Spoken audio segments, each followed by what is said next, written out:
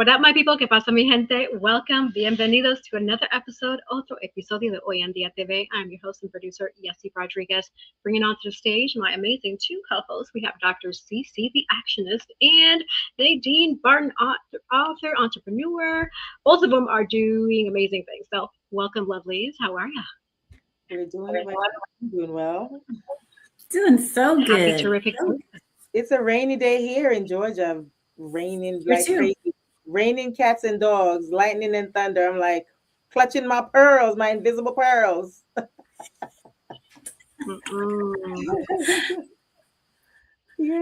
It's been raining here too, but no, well, not where I'm at. No thunder or lightning though, but just light rain. Yeah. It's always a good day when it's raining and you're in the house. You know, I always love the rain when I'm indoors, but it's been raining here all day. Yeah, I feel you. It's the same over here too.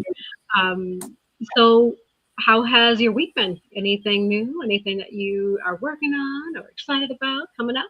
It's been busy. So as you know, that I dropped being a travel agent and I reinvented it back again. Like I came back from out of retirement. But I just wanted to focus on the acting. But when the Lord call you to do something, and when you're great to people, it will happen. Your work ethic showing everything, and people, they don't want to see you go. So you have to reinvent and come back. And even if it's for one person, you just got to do what you have to do. Just keep that work ethic, keep that ethics, be loyal, be honest with people, and they will always come back in whatever business that you have. They will always come back. Yeah. I love that. You're Absolutely. Right, and you provide amazing customer service. Thank you. Mm-hmm. Yeah, you're great at travel. It's just one of those things where travel in general, it's like fluctuates. It has its peak seasons and its slow seasons. And so it's just one of those things where just continue to push it and grow it, and it'll continue to grow beautifully. So yes, Nadine's Travel Oasis. That commercial is coming back soon. So that's right. And how are you feeling, Yessi? You said you were under the weather. How are you feeling today? I'm gonna be honest with you. I am pushing through, but the last couple of days has not been good. Like I've been laying down pretty much all day. Like I woke up with a really bad headache. My nostrils was like hard to breathe.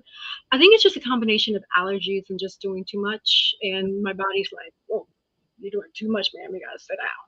And then with my allergies, the climate is shifting, and throughout allergy season, like my allergies get really, really bad. So I'm just trying to push through. I took a couple Motrins and I'll tell you what CC told me to take when I was sick, and it worked really well. That Theraflu with the acetaminophen in it, the Tylenol, and that marshmallow tea, that worked wonders. So if you get that, and if you see me working side to side, my monitors are like, I don't know if you could see my eyes, but I have you guys on one screen and then over here. But yeah, so definitely try the marshmallow. What is it, CC? Rooted tea, the marshmallow rooted. Yeah, the marshmallow root, the marshmallow root. And you can also do mullein leaf. Mullein leaf will help get all of the congestion out, and everything. And you add a little bit of, honey and stuff, and it'll be good. It doesn't taste bad. It's not a bad tea. But yeah, mullein leaf and the mushroom, root. Yeah, it'll help you out. And that Theraflu with the Tylenol. Yeah, my husband used the Tylenol. Yeah, David's been feeling kind of sick here this morning, or even yesterday when he came in. Yesterday he was in a car accident. He got rear-ended. I can't talk. And it wasn't too bad. But any kind of impact, whether people are going at a slow speed or a high impact, your body still, has to adjust to that hit. And so you might not feel it right away, but you might feel it down the road, right? Where the neck and the back and all that, And so right now he's okay, but he is not feeling not feeling good either. And so I got my tea, y'all, like this little tea. I put the mullein root, I put the mullein leaf, the mushroom root, the rose hips, the echinacea, the ginger, the lemon, the honey, just like all of these herbs, right? All of these herbs. And we drink, and it's a preventative tea. So we drink that. So now that he's sick, I'm like, I'm making my tea. So I was making my tea before I left. to head out for work this morning, I was like, let me get this tea and just make sure everybody drinks it in the house, because it really, really, really, really, tell you, it prevents you from just eating everybody else's stuff. And so, so we're going to be drinking some of that. It doesn't smell good. My brother came down because you guys, my brother, came back from the Netherlands being overseas, and he was like, "What is that smell?" But it does help you get better. For sure. You're talking about the mullein tea, right? Because the marshmallow tea, it doesn't have a smell. You talk about the mullein rooted tea. No, this is like my compilation of all the herbs that I kind of put in with the rose hips and the echinacea and the mullein and everything. I combine everything, and you kind of simmer it on the stove, and then you let it cool, and then you have to strain it. And it's like a whole little process. It's very simple. It does work. It's a really dark red tea, and it's really, really good. Yeah. Did you try the soursop leaves? Do you still have any of the soursop leaves that I gave you?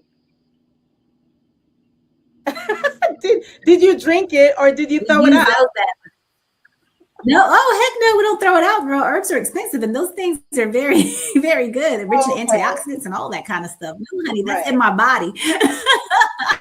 That's soursop leaf tea, man. I'm telling you, yes, if you could get your hands on some of those soursop leaves tea, then definitely it will help.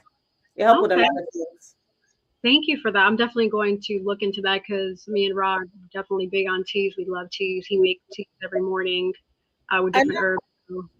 And I'm so sorry. I need to reach out more, because I was even saying, I was like, have you talked to Yessie? Because she's been really quiet and had no idea you were sick, because usually you're more talkative and interactive in the group. So I'm so sorry. I should have reached out.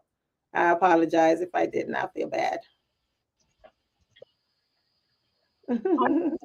You're so sweet. No, it's okay. I appreciate you. Thank you, sis. I know we all have our busy lives, and we all have things going on. So yeah, thoughts and prayers, right? All of us, all God's protecting us, and thank you for saying that. I appreciate it.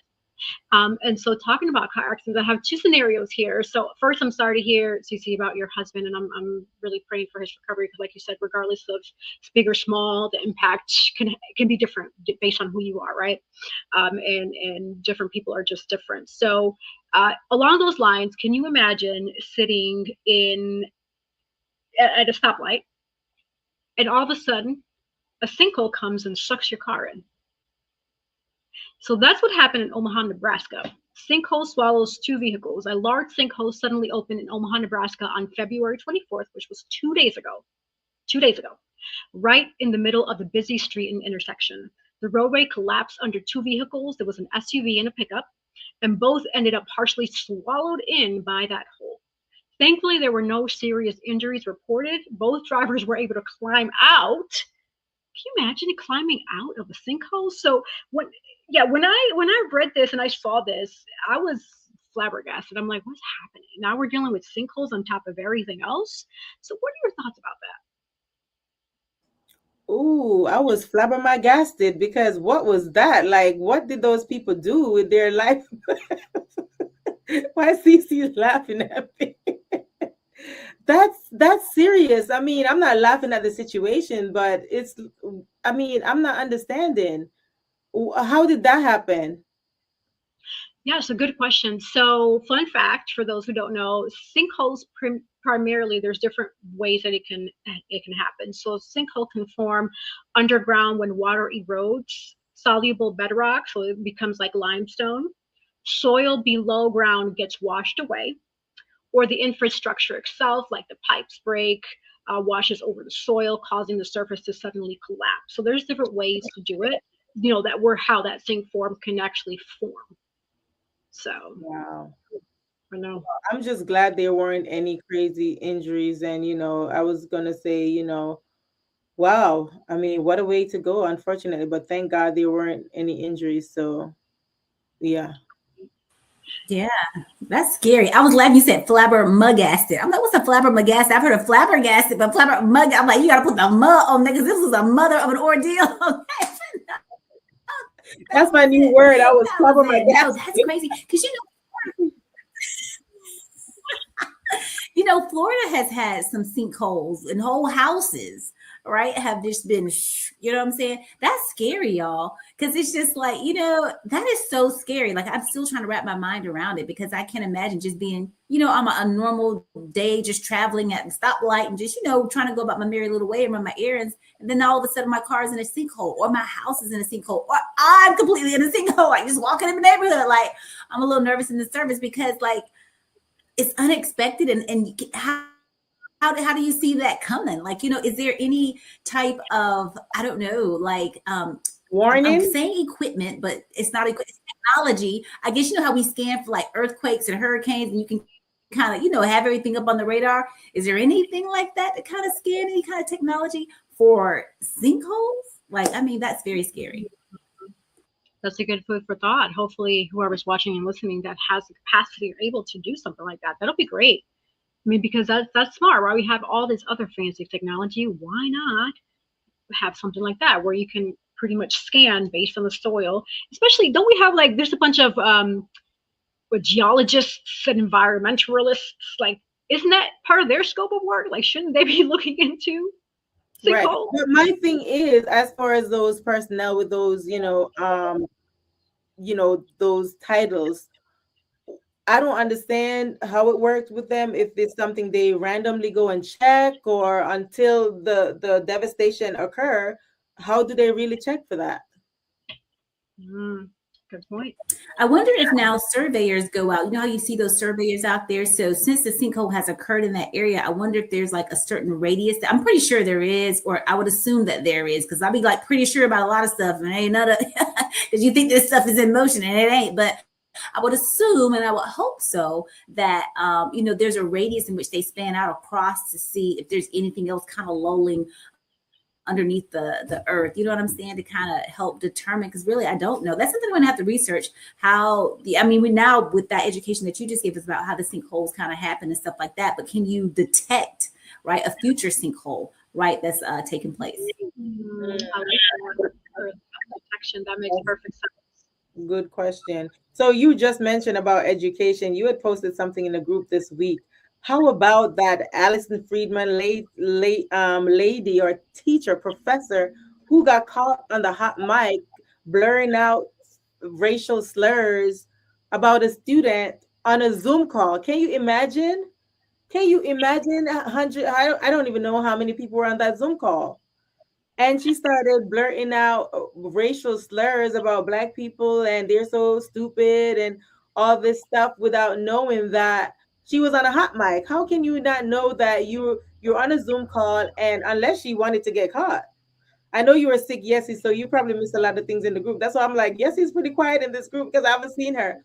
But yeah, she got caught on a hot mic blurting out racial slurs about African Americans and about, oh, she's too dumb or too stupid to know that she's in a, what did you say, Cece? She's in a something about the school. Basically like a subpar school. Like the school was like trash, and so she was like, basically, we're too dumb to know that we're in a bad school and stuff like that. And she didn't know that she was on a hot mic, because when the people began to speak out and told her, like, you're on a hot mic, stop it now. It was a long pause. And then she was like, it was a student that was speaking, and then she was like, go ahead and continue. Yeah. So she's probably gonna, because I looked her, I wanted to see what she looked like on all this stuff. And it's at a university there. And so what was the name of the university? Was it something? It was like Hunter College in New York. Hunter College. Hunter's, yeah, that college. Yeah. That's and I'm familiar. So people, yeah. Was she released from her duties or no? So people she was fired. Wow, I gotta see. Oh, was she fired? I didn't see what had happened. I just saw. Okay. Yeah, it says the article, the link you had posted says, from the news, Hunter College professor Allison Friedman sparks fury as she's caught on hot mic making blatantly racist comments. And in the article as well. In the article as well, they said they had to investigate to see if this was basically against the school policies. That made me kind of stop and think. I was like, what are you mean? But they had, do their due diligence, make sure, right, this wasn't, against, or for the school policy. So yeah, but that part. But that's just that, I'm gonna say the word, that is really retarded for them to even come out and say that, because even I don't know if it was the person who was hosting the Zoom call, he didn't say what she was saying was out of order, disrespectful. He basically said, you can't be heard. Like, that's the first thing you're gonna say. You can't be heard. Basically, you're on a hot mic. Well, how about you saying the things that you're spewing out of your mouth is inappropriate? Why are you just saying, oh, you can be heard? Like, if you pull up the article, and yeah, he kind of sound authoritative on the call, but needless to say, he didn't say the right things. He should have told her that, what are you saying? You're saying the things that are very disrespectful and out of order, instead of saying, oh, you're caught. So maybe who knows? He's probably in cahoots with her behind the scenes. Yeah. Could very well be. Could very well be. The other thing, to take it a step farther is to, like, she's bringing irreparable damage to this college name. You see what I'm saying? So her saying that and saying, how are you determining that this school is inferior to other schools? Because you're saying basically the people that go there, they're dumb, but there are all sorts of students that go to the school. It's all sorts of races that go to the school, right? So now you're doing irreparable damage. So, the university could sue her as well, because if it was my business, right, and you say something like that, yeah, to fire you, to get rid of you, that's one thing. But now this might decrease my numbers, right? This is putting me in a bad light, all that kind of stuff. So how many thousands, tens of thousands, hundreds of thousands of dollars I'm losing because of what you did? And you're an educator at this university. So for you to say that, some stuff, you see what I'm saying? Because she might be absolutely right. You know what I'm saying? And other people might not be, onto it. So it can kind of really, affect this. And I'm sure it will, and so however many students don't go to this college now say, hey, we're not going to be a part of that. Now they're losing money. And if it were me, I'm just saying, like, we would have to have another conversation, because sister girl, right? She might be very well sued. Mm-hmm. I dropped the link in the chat, but that's it. I know you probably not going to be able to pull it up right now, but yeah, that's the link. Cece had posted in the chat, but yeah, I was able, as I was listening to you, I was also. Oh yeah, it was. As I was listening to y'all, researching. Yeah, it was horrible, because here it says Hunter College. Go ahead, Yessie. Hunter College, Arts College in Manhattan. They offer undergraduate and graduate programs. It looks like Allison Friedman, an associate professor in the Department of Biology of Sciences at Hunter College. She said during a February 2026 Community Education Council meeting, District 3, she was overheard making a comment saying they're just too dumb to know that they're in a bad school, and referenced a quote about Black people that was widely criticized. Yeah. So right now what's happening, Hunter College placed her on an admin leave. So they didn't release her. They only placed her on an admin leave pending investigation under the university conduct and non-discrimination policies. Students and parents and public figures demand accountability. Many called for her to be removed from her teaching role, and city officials and education advocates said that the comments had a harmful impact on the students and the community. And I agree with you, Cece. Also, that's defamation of the actual university as well. So she should be sued for defamation of character because of her remarks. So absolutely. Yeah. Like that's. And even if she's not sued, me as a parent, or me maybe even going, as a student to that university, I want to know, because you are a biology professor. So, and you're an educator, so some stuff. Like, what are the metrics, right, that you're really seeing behind the scenes versus the metrics that are being shown to the public? You see what I'm saying? And if it is such an inferior school, why are you working there, right? And if it is an inferior school, like, even a step further, like, let's raise the bar. At least the students that you're educating, let's bring them up to speed, right?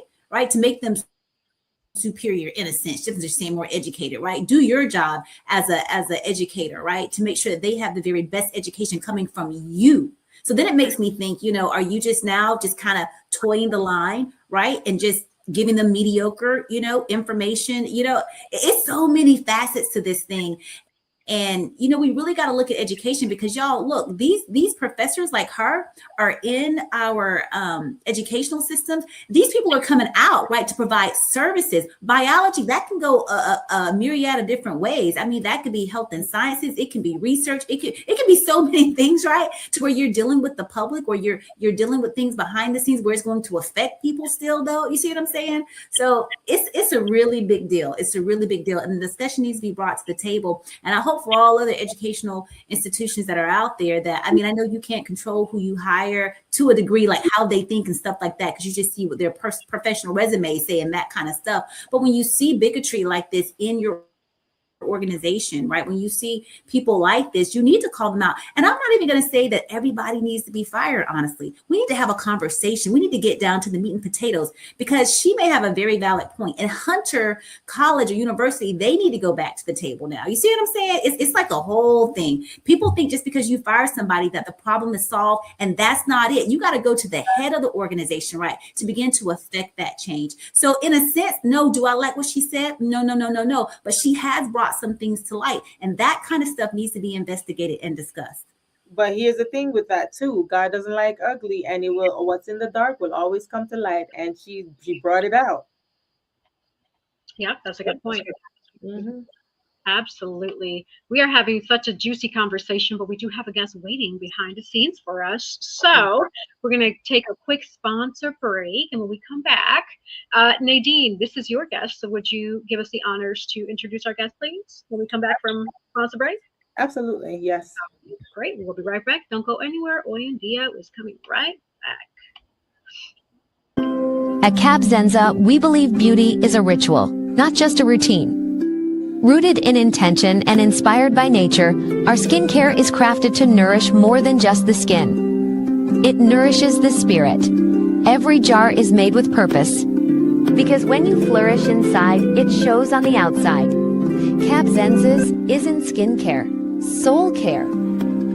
From the moment that I put this Cab Zenza on my skin, it feels most amazing. As you can see, it has your skin glistening, it's moisturizing. You too should get Cab Zenza. Luxurious.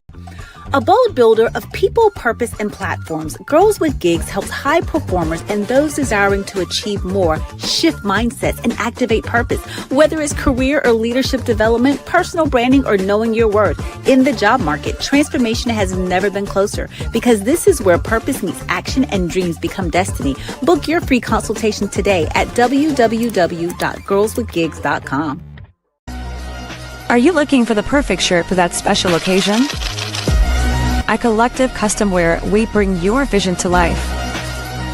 From weddings, family reunions, anniversaries, or casual outing with friends, express yourself with your unique style and leave a memorable mark. Order now. Our custom shirts are designed just for you. Yes, order now. We have some amazing sponsors. We have the Body Butters, we have Custom, we have Inspired for Purpose. We have a little bit of this and that and everything else, because life is this and that and everything else, right? You just don't know. Like, hey, a few days ago I was feeling good, and I woke up not feeling so good. But guess what? We're pushing through, because that's how it goes, right? That's the waves of life. Hey, all right. So we're going to introduce our special guest. Spotlight on Nadine. All right. So I'm happy to introduce Dr. Ryan S. Scott, and he is a community engagement manager at Georgia Tech's Enterprise Innovation Institute, where he supports the Georgia Artificial Intelligence in Manufacturing initiative. In this role, he leads statewide community engagement, partnership development, and workforce outreach efforts that connect manufacturers, educators, community organizations, and public sector partners to advance AI-enabled manufacturing, innovation, and talent development across the state of Georgia. Previously, Dr. Scott served as Director of Education Initiatives at the Urban League of Greater Pittsburgh and as co-director of the Black Male Leadership Development Institute, the BMLDI, in partnership with Robert Morris University, and the Black Female Leadership Development Institute, BFLDI, in partnership with the Pennsylvania State University Greater Allegheny campus. Throughout his career, his work has provided academic guidance, leadership development, and youth serving resources to more than 1,200 students, with a focus on educational access, equity, and long-term attainment. Dr. Scott earned his bachelor's degree in communications with concentration in business and a minor in history from West Virginia University. He holds a master's degree in education from Argosy University and an MBA from Carlow University, strengthening his expertise at the intersection of education, leadership, and organizational management. Early in his career, he worked with the Pittsburgh Leadership Foundation's Amakai Pittsburgh Mentoring Program, supporting children and families impacted by parental incarceration. He later advanced from program manager to director of education initiatives at the Urban League of Greater Pittsburgh. Dr. Scott earned his doctorate in education, Ed.D, from the University of Pittsburgh with a concentration in higher education management. His doctoral research focused on pre-college access and mentoring programs and their relationship in academic achievement and post-secondary attainment for students of color. A nationally recognized leader, Dr. Scott is a graduate of the National Urban League and Duke Corporation Emerging Leaders Program and a Pittsburgh Magazine 40 Under 40 honoree. He served as a United States ambassador for One Young World, representing the U.S. at global summits in Johannesburg, South Africa, Dublin, Ireland, Bangkok, Thailand, and Bogota, Colombia, contributing to conversations on leadership, global citizenship, and social change. He has served on the board of directors of Pittsburgh Playwrights and the DOOR campaign, a STEM-focused youth development initiative. His additional recognitions include Pittsburgh's Fab 40, Western Pennsylvania Rising Star, a mayoral citation, and selection as a City of Pittsburgh groundbreaker. In service to his community, Dr. Scott has served on advisory boards for Big Brothers, Big Sisters of Greater Pittsburgh, mentored students through multiple leadership initiatives, and held leadership roles within Iota Phi Theta Fraternity, Inc., including Assistant Regional Polaris. In addition to his professional work in education, innovation, and community engagement, Ryan Scott is also a professional actor and host based in Atlanta. He has appeared in independent films, television projects, and digital productions, portraying nuanced characters that explore themes of family, power, morality, and resilience. His work in storytelling complements his career-long commitment to representation, connection, and social impact. A native of the greater Pittsburgh area, Dr. Scott remains deeply committed to advancing economic opportunity, educational equity, and social justice, both through systems-level innovation and authentic storytelling. I am honored to welcome Dr. Ryan Scott.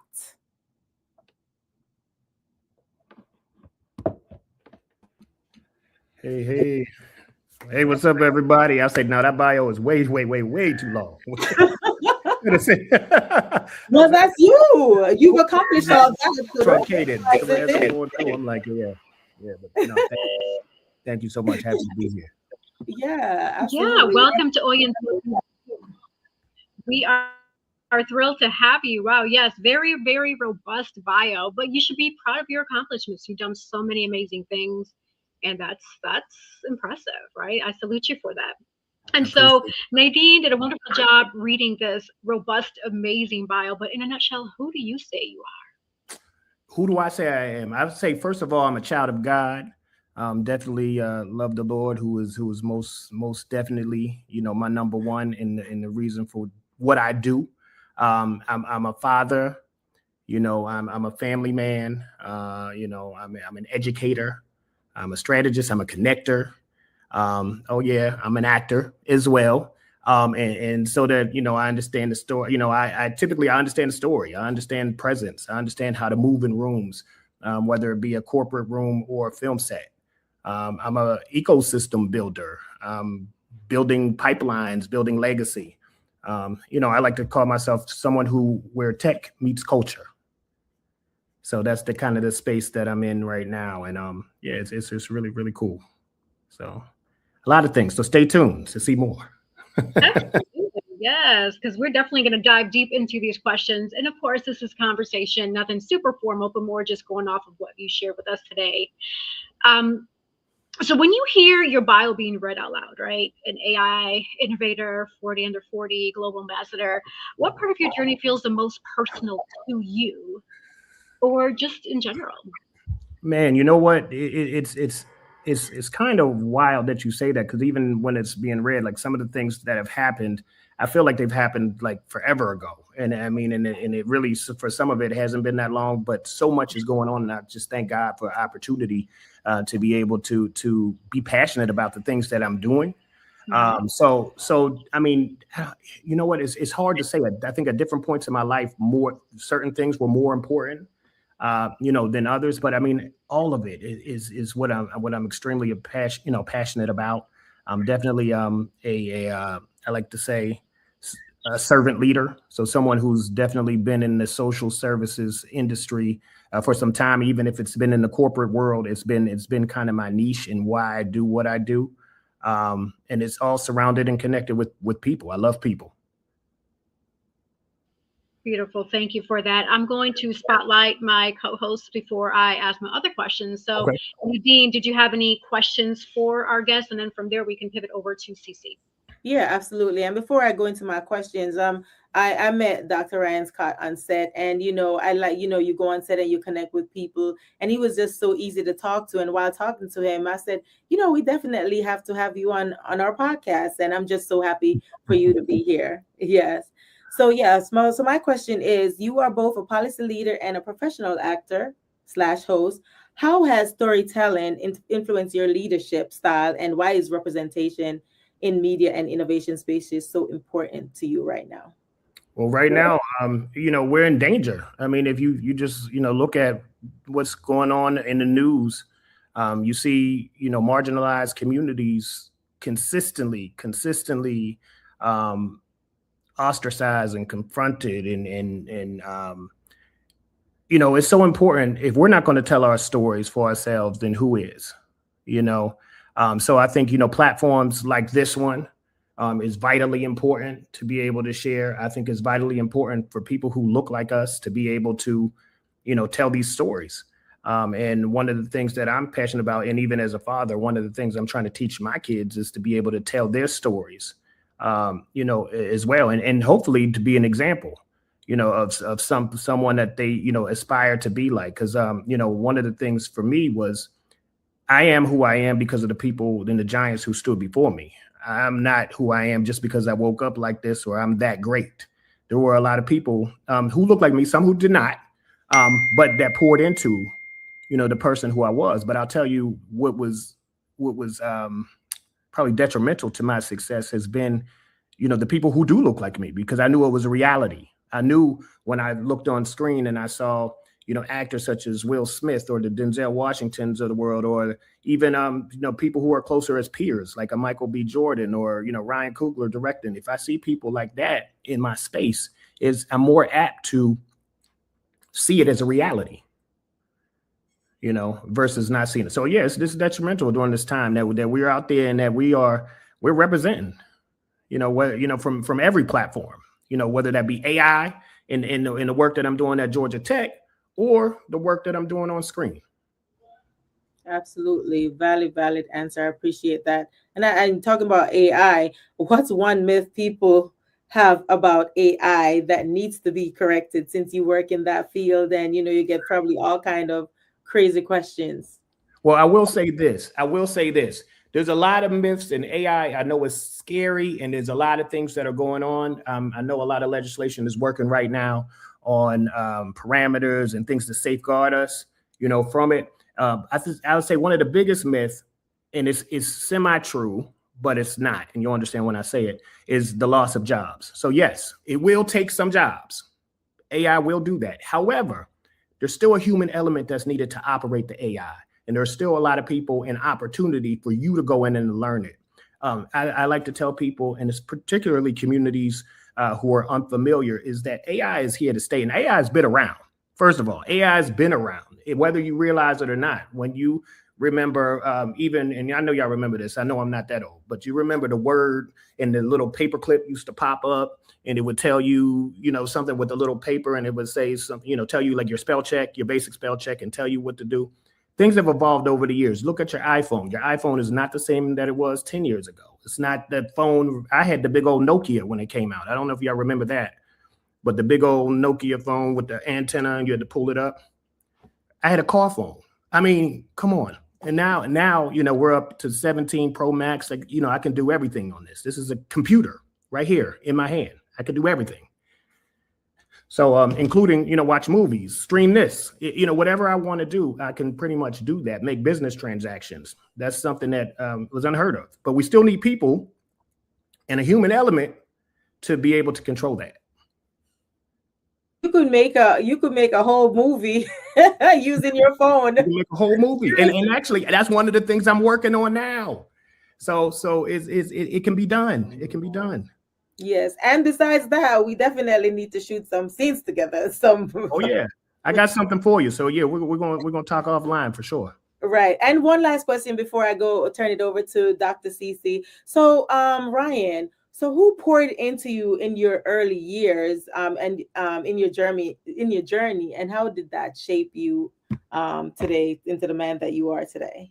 Oh man, I say easily my parents and grandparents. Just the best.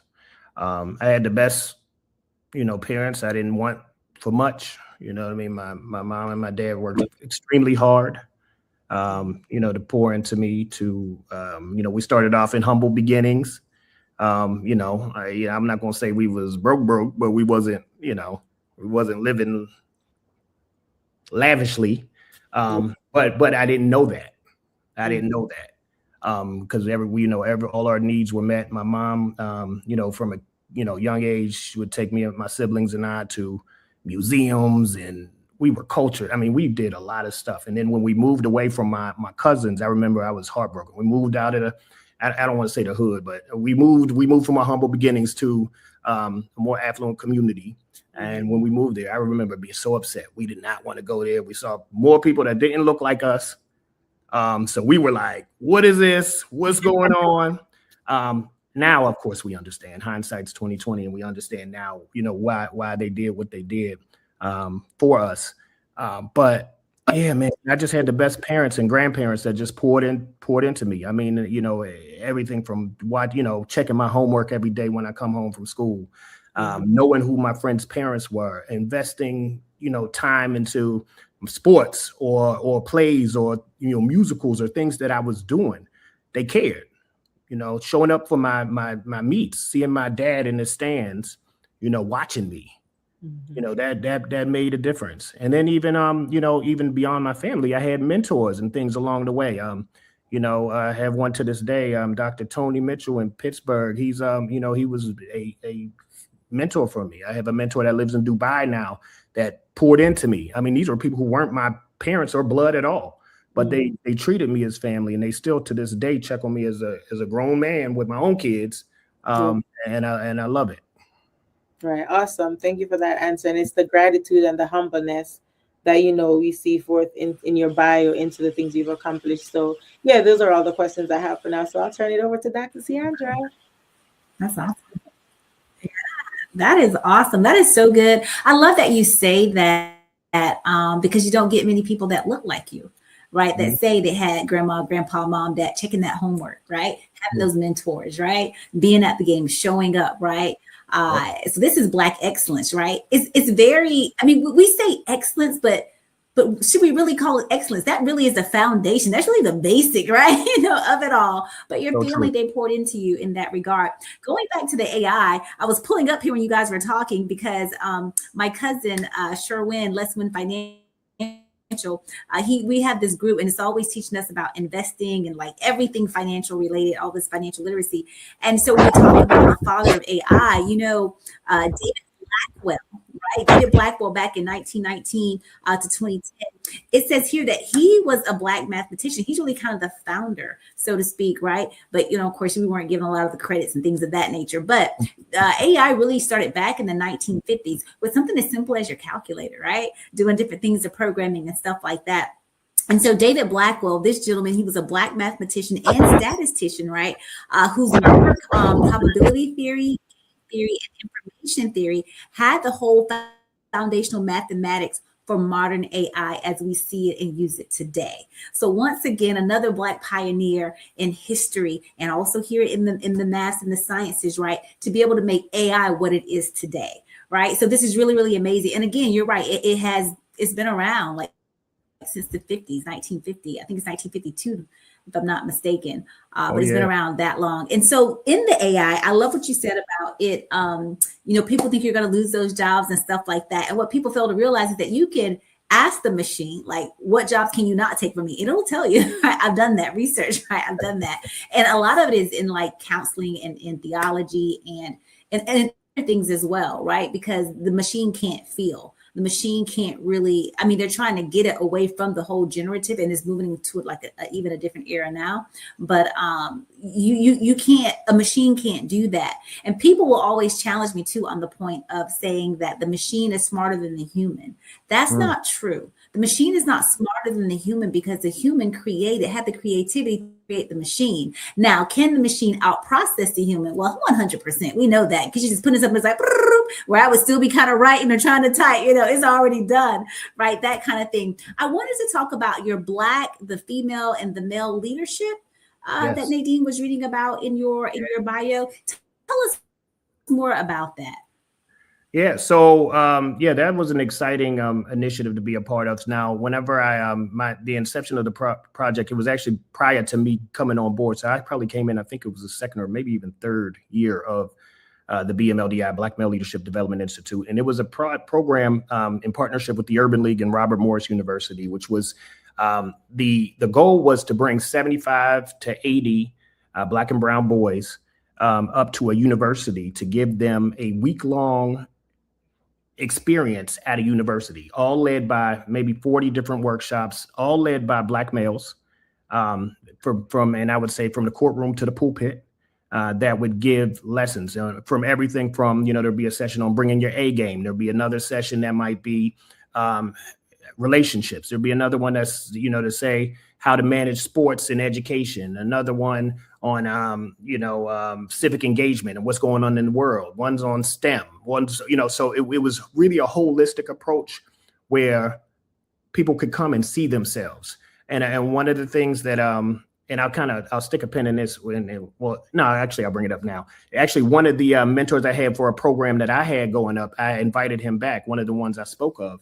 And he surprised me and did come speak to my students. And one of the things he dropped in my lap was an article that was published. And the article was all about me doing the work that I was doing, working with young boys. And it was the same work that he did for me. And the article was titled, "What They See Is What They'll Be." And he surprised me with the article while I was presenting. So it's like a cyclical approach. So the reason why that's so important to me is because that's something that it was so natural. And he brought that to me, and exactly what he showed me is what it was for me. And that's what I hope that it is for other people. As far as the leadership for the females, that was a project that was in conjunction with Penn State University. And that was a program that I was glad to have started because, it's great to have stuff for the men, but we have to have stuff for the ladies as well, right? In order for it to be equally yoked, so that was really important to me to have a leadership program designed for young women with a similar format, similar model, where we had women lead these workshops. And it's been a successful project for our young ladies. They have projects and things that they had to complete and do in front of people, and also build teamwork. Oftentimes there's myths of, women can't get along and women in leadership. And I know we see these, reality shows, and there's nothing wrong with, there is something wrong with some of them, but some of them, there's nothing wrong with, with seeing that the entertainment, of it all. But, it's nice to see, women getting along and women working together in a leadership role, and to show bosses coming together and to help, be a part of helping young bosses make it. It's awesome. I love it. What was like the age range for the men and for the women? What was that? The age range for the speakers or for the students? For the students, yeah. Mm-hmm. Yeah, the students were all high school, so they were high school students, grades 9 through 12. So they were still in their formative years. That we were able to, kind of invest in and get with them. And now I've been out of that role since 2017-ish. So I've been out of that space. So now a lot of these students are parents. A lot of them still keep in touch with me. In fact, one of them just saw me on a project and said, "Hey, it was Mr. Scott at the time before Doctor came. He said, Mr. Scott, is this you?" And so they're still keeping tabs on me, and I love when that happens because it's more than just a moment. You know what I mean? It's a movement, and one of the things that I've always committed to, even now, is I'm in it for the long haul. So these students have been my students, and they've come and gone, but they all know, and I'm very transparent and give my information. They can still contact me now, and I'll still pour into them the same way I did then. I would do now. That's awesome. And my last question is with that program, because I love this kind of stuff. Have you guys, and maybe you have it, but I don't know, done metrics like to kind of track the students that's been through the program to see like if some of their life choices were different, like how many of those students actually went to college and, they're now successful or, they're entrepreneurs or whatever the case. Like, did you guys do any of that follow-on research? Yeah, yes, a lot of that's happened, but I've moved on from the project, as far as the metrics were concerned. So I can't tell you any metrics right now. And I mean, a lot of them have been probably about 9 years old, since I've left. But I can tell you from a qualitative standpoint that it works. I mean, it's simply, it works. I mean, just to see anybody pouring into you. I mean, and like I said, I'm a prime example of someone who's lived it. And there's other factors too. I'm not going to say it's cause and effect. You do have, factors, at home didn't hurt having, great parents and having a great family. But I think that, just having those folks and those people in my life, that village, like I said, this village concept is what's important. Yes, absolutely. Thank you for sharing that, because that I agree with you. It's about pouring in, especially at an early age, because similar to you, during high school, I was a part of a program, Strive Media Institute, and the founder, Matthew Johnson, my hats off to him, amazing man. He had the vision to bring in students from the streets of Milwaukee, Wisconsin, that were interested in mass communication, media, filmography, anything with regards to putting out content. And I was one of the faces of Gumbo Television, which was a teen journalist show that aired different parts of the country. And because of Strive Media and Gumbo TV, we were nominated for a regional Emmy in Chicago, because it was a children's and youth-based show. But I agree with you. Pouring at an early age has that positive correlation, because now look at me. It's like it helped me grow. Yes, I started my acting career at 11, and that helped. And then being a part of Strive Media throughout my high school, then growing into it. So yes, I love that. That really positively shaped you. That's beautiful. And so keeping that in mind, I'm going to pivot back over to AI. So, many people feel intimidated by AI in general, similar to what we discussed earlier. What do you feel people misunderstand most about AI, especially when it comes to like manufacturing and even workforce spaces? Because a lot of people are concerned, like, hey, AI might take my job. What do you feel would be the misunderstandings of that? Well, like I kind of mentioned earlier, is number one is that there's still a human element that's needed.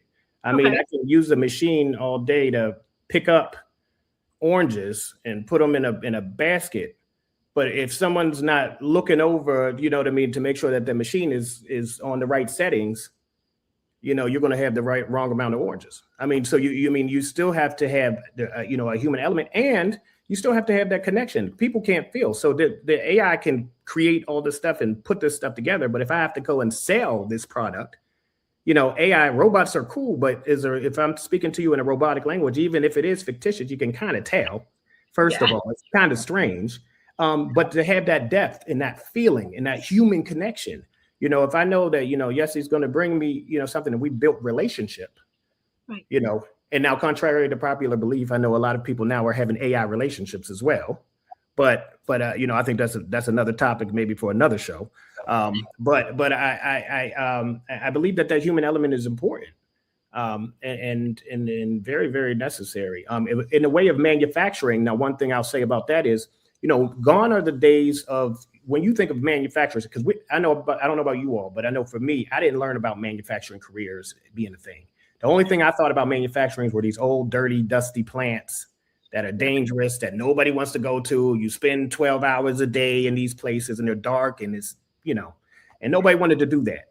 But now, manufacturers are state-of-the-art facilities. I mean, so you go in there, and part of my job is to introduce them to smart technologies where we're bringing these smart technologies to plants to help productivity within, plants around the state.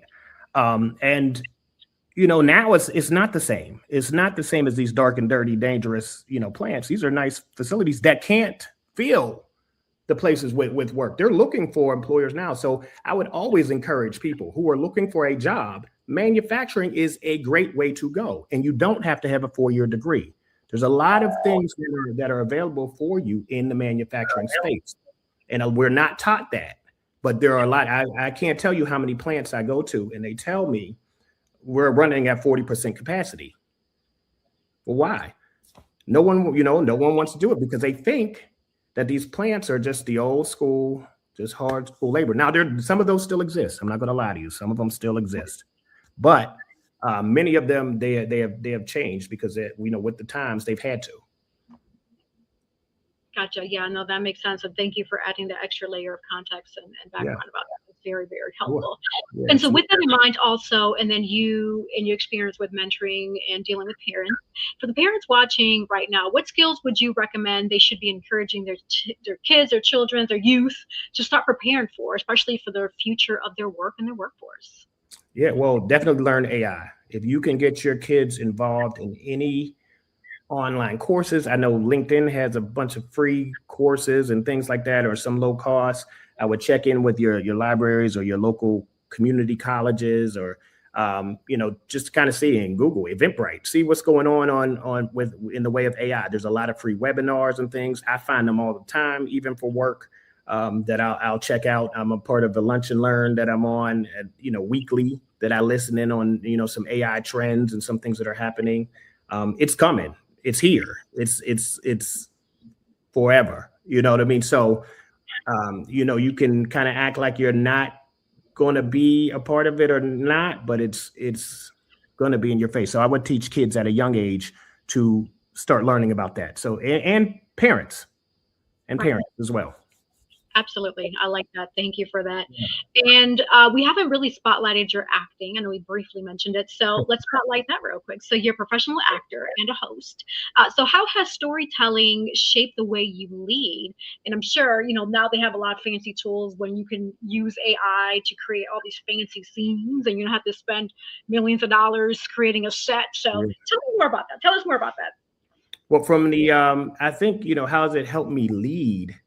I think, it's helped me become, I would say, more confident in my personal life, because, when you're playing roles, you're becoming, I don't even like to call it acting, because I feel like it's a sense of being, and you're really bringing a real person, or, that may be fictional on paper, but you're bringing a person, somebody, to life. Right. And it's your job to really tell the story in an authentic way that resonates with people. So, a lot of times when I'm doing a role, I'm thinking about,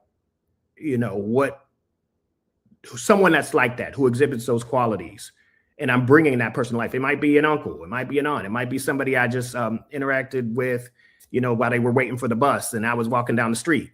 So there's a lot of different elements that you can bring to it. But I think it's helped me in my leadership in leading, just because I can being someone else and having the courage to be able to speak in someone else's voice. It has helped me, really bring out my own voice and say, okay, well, this is them, but this is Ryan. Yeah. Right, I like that. And I'm glad you mentioned the fact that you don't like to call it acting. And this is a reminder that I share often with individuals. It's like the same way you talk to your spouse, it's not going to be the same way you talk to your mom. Mm-hmm. So you're going to be different. Is that considered acting? I feel like that's considered acting, because you're putting on talk to your spouse a certain way, right? To talk to your mom, you're gonna be like, oh, hey, honey, come here. Your mom's gonna look at you like, honey, what's going on with you? You got a fever? You know what I'm saying?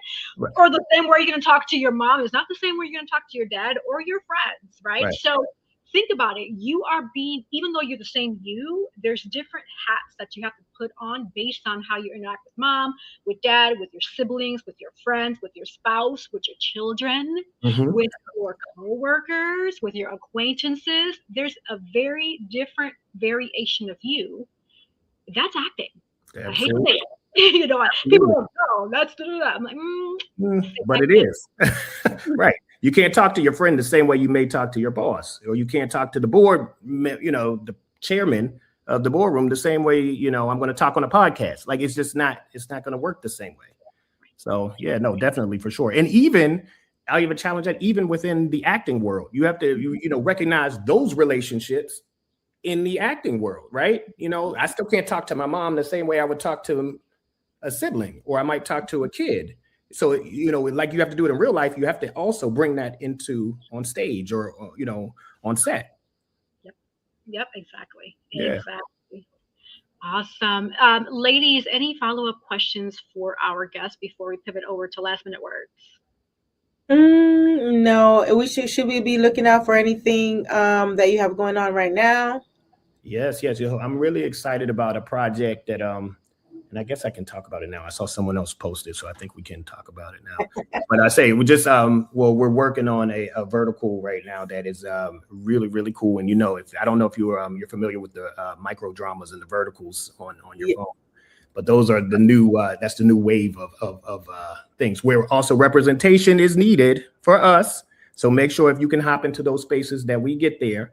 But it's called My Husband's Escape Plan, and it's going to be really, really cool. I play a husband who is not so nice, but oh, you're not a nice guy. I thought you were. He has some layers to him. So you know, he certainly has some issues and some things that he was personally dealing with, some traumas that have you know, caused for an escape from a marriage.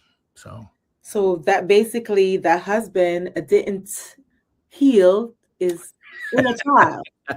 Look, he's a lot different from Ryan. So he hasn't had the healing that he has because he's reacting in such ways that are not so kind and friendly, or even and not even have to be kind, but you know, I think a lot of times, and this can be in real life, you know, as someone who's really gone through a divorce in real life, is you know, everything doesn't have to end in drama or controversy. People can talk, you know, and I'm not perfect. I'm not saying I've never, you know, I'm not saying that. What I am saying is that we all have a responsibility, and we all have, you know, over ourselves, and we can all hone in. And it doesn't have to be drama. Sometimes it just doesn't work out. Facts. You're absolutely right.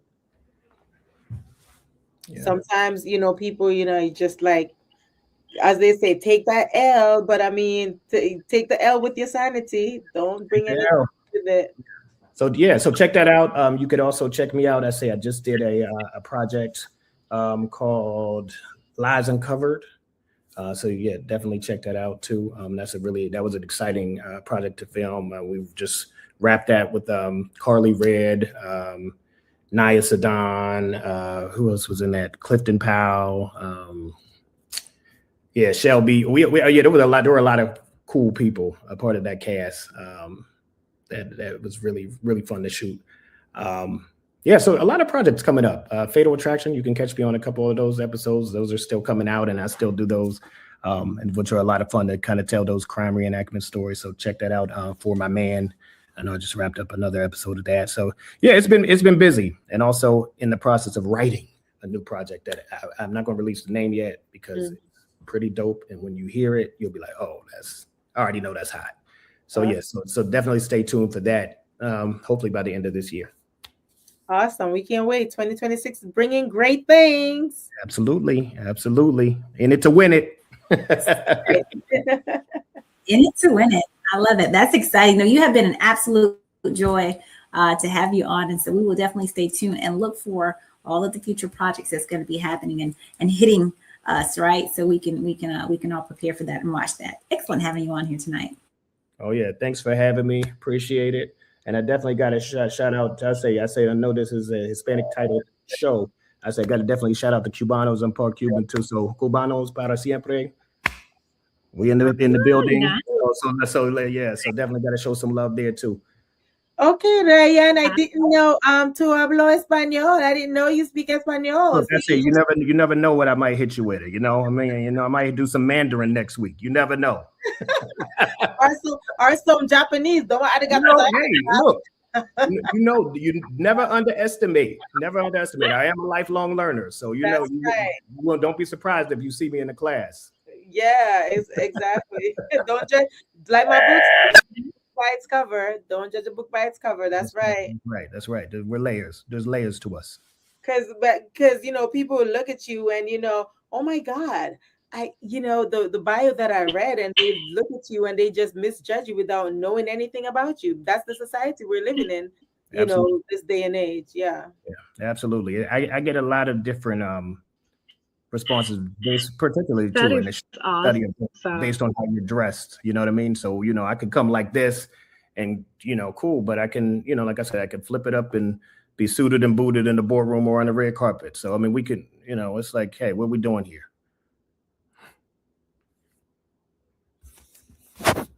Is Yessie frozen? Yessie look like she's frozen. She looks frozen. Well, we are now embarking on our last words, and yes, we can't hear you. You're frozen there. Well, she went on our last words, and then she went back. There she is. Oh, she's gonna log off and log back. I know when she do that, she's like, I'm just gonna log off and log back, so we could hear her. Yeah.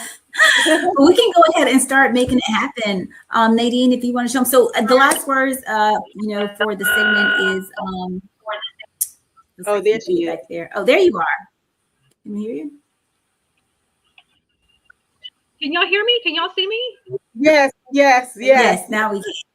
Yes. I don't know what's happening.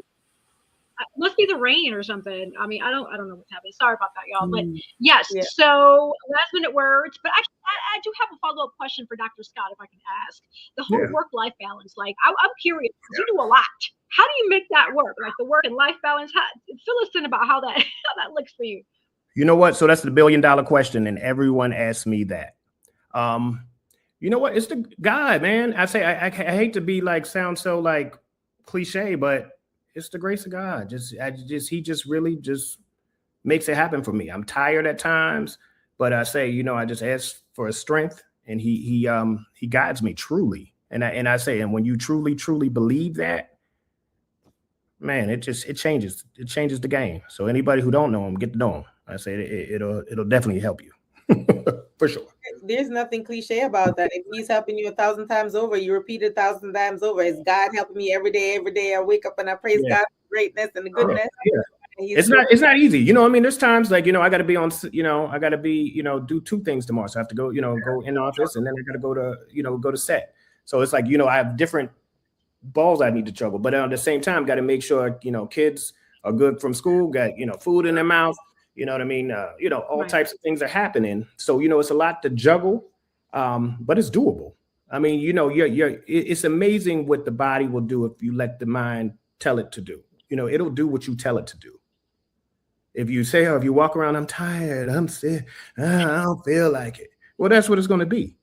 But if you say, you know what? Hey, no, today we're going to boss this out. We're going to get it done. We're going to get it done. Don't wait. Create. Do it. You're so right. And I need to learn from that too, because I remember, was it last year or the year before? I was working out every day. I was up at CC and I was just like getting it in. And then this year it's like, oh my God, I'm so tired. I can't do it. I need to take your advice. I need to keep pushing and get my butt up.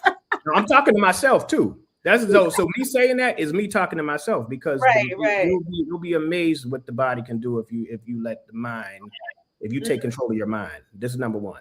That is true. And we're our own biggest critic, I mean, if you have to go on set, like the times that I'm tired and I, for some reason I can't sleep, but if I got to go on set, I have to force my mind, my brain to say, go to sleep. You're going to be waking up early the next day. And I force myself to go to sleep because I know I don't want to be on set looking crazy or, you know, looking tired. So yeah. Oh yeah. You got to exercise wisdom for sure. So the balance is, you know, is, I'm not going to say it's, you know, easy, but definitely have a foundation, which for me is God.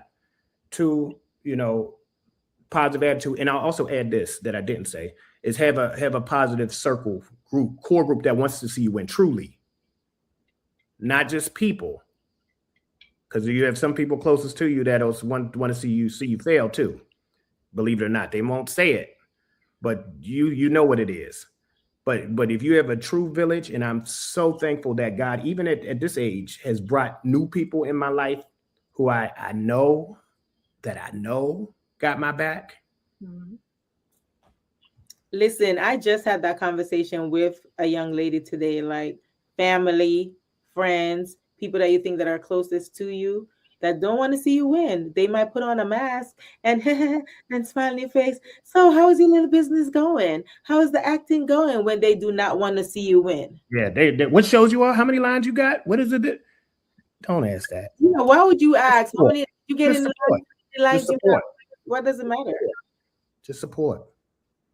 I'm glad because they don't know what the work is, what goes behind, what all the editing and the stuff we're doing behind the scenes and the self-tapes and the rejections and the no's and the yeses and the things and the this and the that and everything that comes with it before you even get to set. That part. And then it might be cut out. Or they might lose you. Work for 12 hours and then you're like, wait a minute, I was right there in the camera. What happened? Yeah, or you show up to a premiere and the scene that you did is not even in it. Let's talk about that. I'm flabbergasted. Look, don't be, because it happens. So that's what I'm saying. You got to prepare yourself, and you have to have thick skin in this industry, because if you don't, you'll fall apart. And that's why I'm thankful that there was time in between where I was in this corporate world and I learned a lot from corporate sharks, because there ain't nothing like that. And when you bring that into this world, man, this stuff's cake. You go through, not say you don't feel, but have a solid base of people around you, period. If somebody's hating or, oh, it's just in language like that, I don't accept that. It's never just. Right. Everything that you do is intentional and means something. That's right.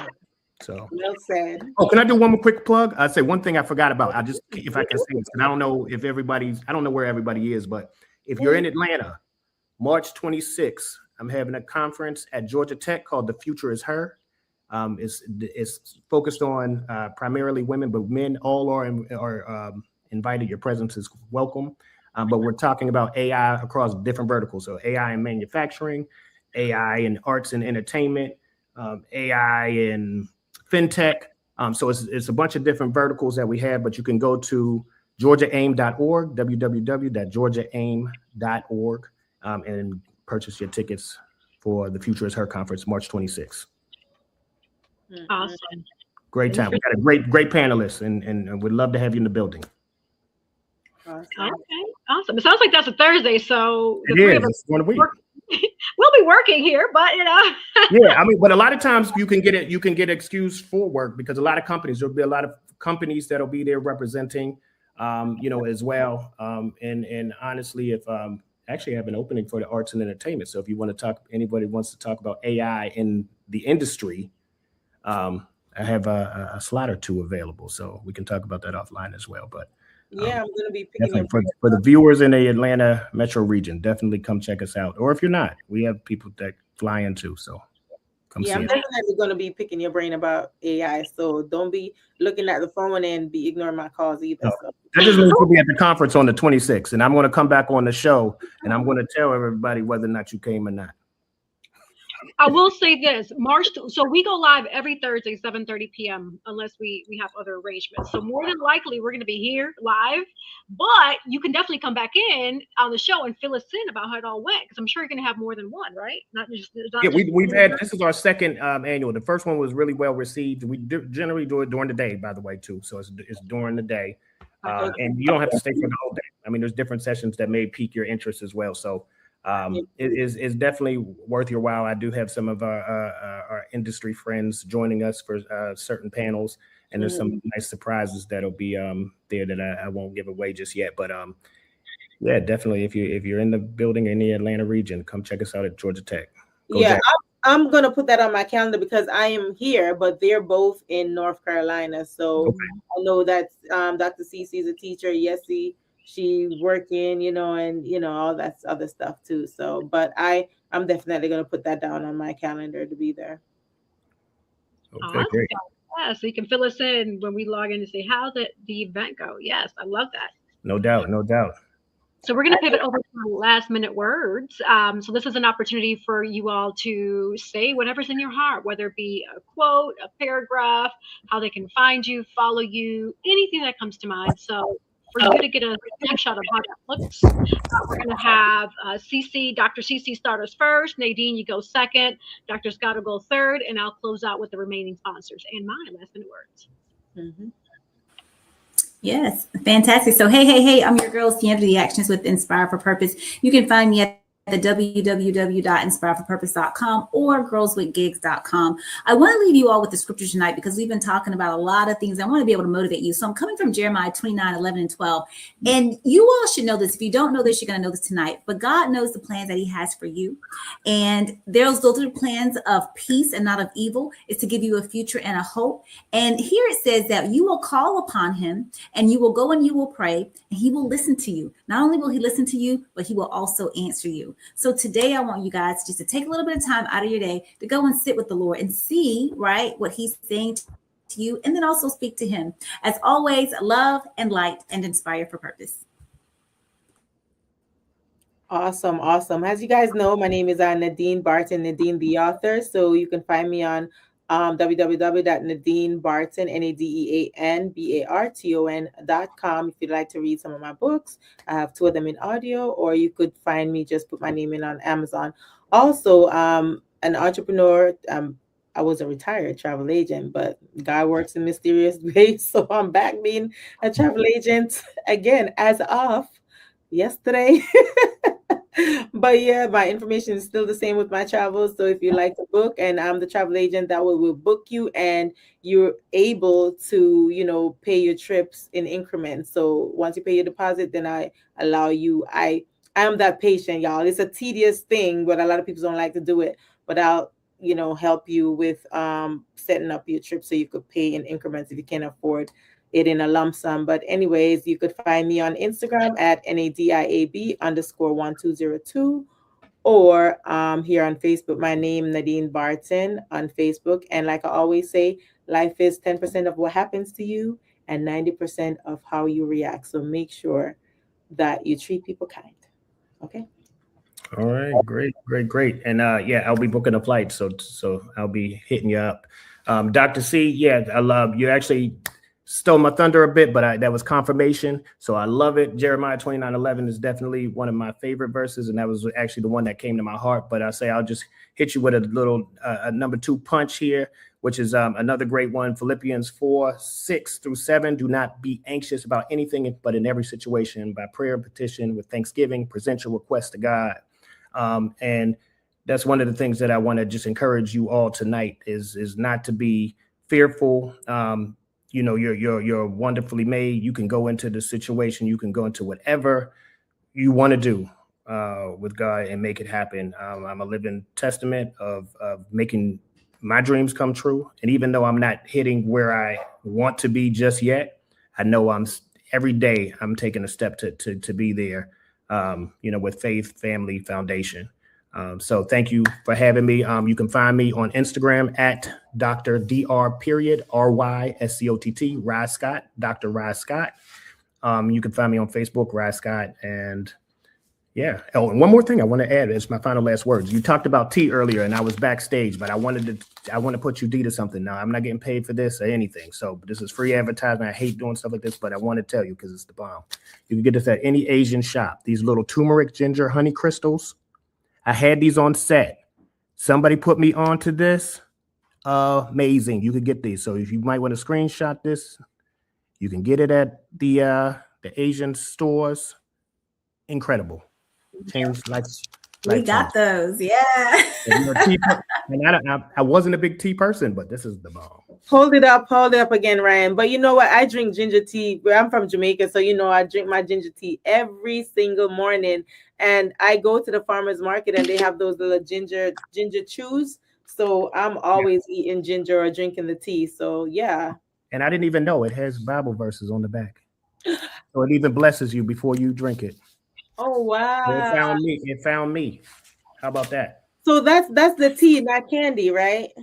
Yeah, you put it in. They're like little crystals, and you just pour it in. Oh, that's the tea that I just sent that to you last week because they have those in Publix, but they have it in just the crystals. But it's in, of course, it's from Jamaica. So, but you know, we're similar with the Asian culture too. So we might have the same thing, but it's in different packages. But I'm definitely gonna try those out, though. I'm gonna look for those. Yep.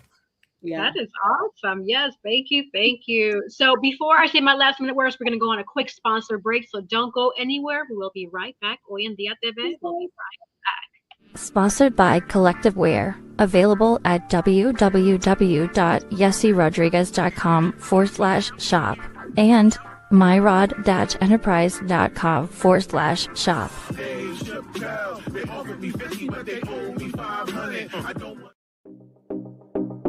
Sponsored by Divine Beauty and Accessories.